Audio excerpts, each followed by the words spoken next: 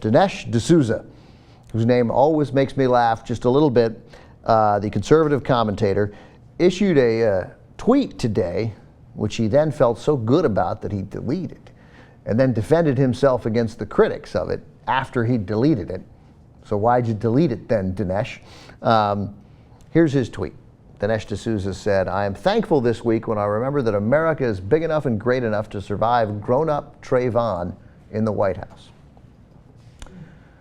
Well, there is no grown-up Trayvon, Dinesh, because he was murdered by a guy who's been stopped for speeding 3 times and been arrested twice on domestic violence charges since then, and is now accused of pointing a shotgun at his girlfriend and smashing a bunch of her stuff and then locking her out of her house. And Anna will be along momentarily with details on what police found on George Zimmerman when they arrested him, how much was in his arsenal.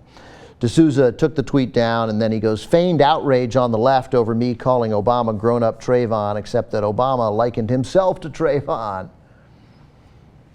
When a young 17-year-old who had Skittles and iced tea was murdered, unarmed, stalked, and then shot by a man who was ultimately acquitted of the crime, Obama said that Trayvon could have been his son.